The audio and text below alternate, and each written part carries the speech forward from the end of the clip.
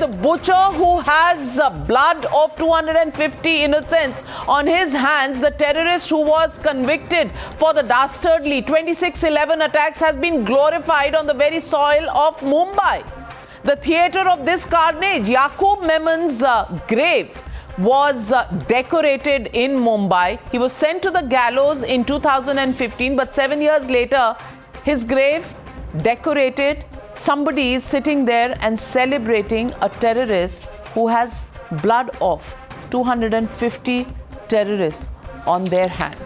And that is the debate I want to ask tonight. Who is celebrating this terrorist? How can he be a hero in India?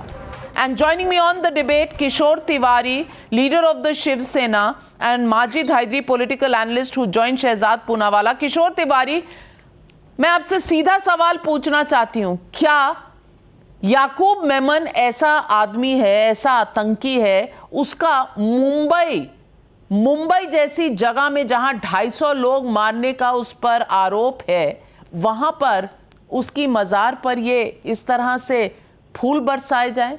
मैं पूछना चाहती हूं, कहां तक ये liberal ideology जाएगी जहां आतंकियों को हीरो बनाया जा रहा है? नहीं, मेरी पार्टी ने भी कहा है कि इसकी इंक्वायरी हो जाए और शिवसेना जो उद्धव ठाकरे जी की है, उन्होंने इसका निषेध भी किया है। अब आप बोलते हैं वहां मजार बनी थी, मजार यह उनको 15 में जब फांसी दी उसके 1 साल बाद मजार बनी थी। मजार टूटने के बाद कोरोना काल में किसने तो भी उसको बनाया, लेकिन केयर टेकर ने अलाउ नहीं करना था। अभी ये मसला बीजेपी ने उठाया है। आपको पता नहीं लगा किसने अलाउ किया, कैसे चली गई, वहां मजार बन गई? पता, आप राजपाट में इतने लीन थे कि आपको पता ही नहीं चला क्या हुआ, कैसे हुआ, कब हुआ, किसने किया। तो आप क्या सरकार चला रहे थे जहां मुंबई में, और आप कहते हैं शिवसेना कहती थी, तब की शिवसेना ये कहती थी कि मुंबई, आमची मुंबई, और ये मराठा प्राइड है। मैं ये पूछना चाहती हूँ, जिन्होंने इन लोगों को मारा, क्या उनके मजारों पर फूल बरसाने चाहिए?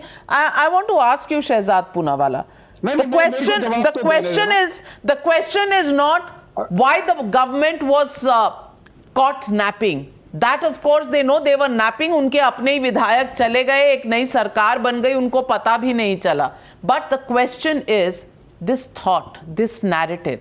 When Yaqub Memon was given the death sentence, they opened the Supreme Court at midnight. I remember in 2015, I was there at 12:30 at night. Attorney General at that time, Mukul Rohatgi, was there, and there was this group of liberal lawyers who were waking up the justices, the lordships at night, wanting another relook at the death sentence, which had been through several levels. I want to ask you, that narrative still exists, which glorifies such terrorists? देखिए नाविका, बाला साहेब ठाकरे जी की शिवसेना से हुआ ऐसा सियासी धर्मांतरण कि बन गए शरद और सोनिया की सेना, और अब इसके कई सारे हैं लक्षण, क्योंकि वोट बैंक का है बंधन, इसीलिए आतंकियों का महिमा मंडन। मैं इसके और भी उदाहरण दे देता हूँ। चलिए, ये मज़ार बना दिया और उसको एलईडी लाइट लगा के सजा दिया, ये तो एक विषय है। ये कह रहे ना कि हमारी कोई, अरे सुन लीजिए ना किशोर तिवारी जी, मैं आपको और उदाहरण देता हूँ। किशोर तिवारी जी, भाई आप क्यों इतना चीख रहे हैं, चिल्ला रहे हैं? ऐसे चिल्लाते जब ये मज़ार को ब्यूटिफाई किया जा रहा था तब चिल्लाते, अब क्यों चिल्ला रहे भाई? अब चिल्लाने से कोई फायदा नहीं। मैं आपको 2-3 उदाहरण देना चाहता हूँ नाविका जी, मुझे लगता है एक एक करके बात रख सकते हैं। किशोर जी शोर बंद कर दीजिए, किशोर जी आप शोर बंद कर दीजिए। आपके आतंकवादियों के लिए हमदर्दी और महिमा मंडन दिख चुका है। असलम शेख, जिसने याकूब मेमन के लिए मर्सी के लिए मांग की थी, उसको बहुत मासूम बताया था, उस व्यक्ति को बुलाकर उद्धव जी और सोनिया जी ने जाकर मंत्री बनाया। ये वही व्यक्ति है जिसने पत्र लिखा था, ये सच है या झूठ है? नवाब मलिक, जिसके लिंक दाऊद गैंग के साथ मिल गए हैं, कोर्ट ने कहा कि इसके लिंक है, ये दाऊद इब्राहिम की बहन के साथ मिलता था, उसके साथ बिजनेस किया है, उसको मंत्री बना के रखा। तो ये कई सारे लक्षण हैं इनके सियासी धर्मांतरण के, कि बाला साहेब ठाकरे की सेना से ये तब्दील हो गए हैं सोनिया और उद्धव की सेना, शरद पवार की सेना में, और इसीलिए ये इस प्रकार के वोट बैंक के चक्कर में आतंकियों का महिमा मंडन। अगर ऐसा नहीं है तो बताइए कि गलत है। माजिद हैदरी, याकूब मेमन आतंकी था या नहीं? गुल चढ़ाएंगे लहर पे जिन पे उम्मीद थी, वो भी पत्थर रख गए सीने पे मर जाने के बाद। As per Indian constitution, a person can be a criminal, a terrorist, a rapist, whatever you call him, and needs to be punished, but only till he is alive. As per Indian constitution, you cannot punish the dead. And here we have Yaqub Abdul Razak Memon, who gave his life for the fault of his.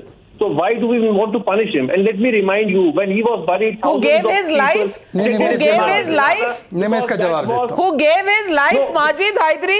Are you trying He to paid make the him price into of some it. He kind paid of the a martyr? price of You it. don't know the difference between a martyr and a Madam, terrorist? he paid That the is price your of his problem. life. That He is paid your the price problem, of and his life. that But is what about why thousands India attending has his a Janaza problem with when people Devendra Fadnavis who was think the like chief this, minister? Shehzad एक Poonawala. Last line, इनकी hypocrisy का आलम देखिए. वैसे तो कहते हैं कि आतंकवाद का कोई धर्म नहीं होता, पर आतंकवादियों की मजार पर जाकर उसको सजाना संवारना जरूरी है. उसके मजार पर जाकर नमाज फातिहा पढ़ना बहुत जरूरी है. तो यही तो इनकी मानसिकता है. एक तरफ बोलते हैं आतंकवाद का कोई धर्म नहीं होता, और धर्म के आधार पर उनकी मजार बनाना, उनके जनाजे पर नमाज और फातिहा अदा करना, ये तो आप बता रहे हैं कि आतंकवाद का धर्म होता है. ये आप कंफ्यूजन की स्थिति से बाहर आइए और कहिए कि आतंकवाद का अगर धर्म नहीं होता तो याकूब की लाश को तो आपको पानी में डाल देना चाहिए था, समुद्र में डाल देना चाहिए था. Well, ladies and gentlemen, when something like this happens in the city of Mumbai, the city that bled when 250 people died, if that city sees this happening and the government was fast asleep, what can you say about the conscience of such a government? Questions are being asked.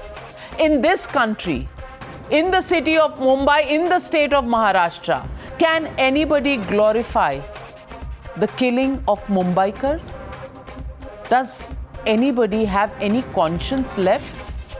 How will we face our gods, and how will we face the families who lost their loved ones because Yaqub Memon planned their killings? It's a question everyone should introspect on.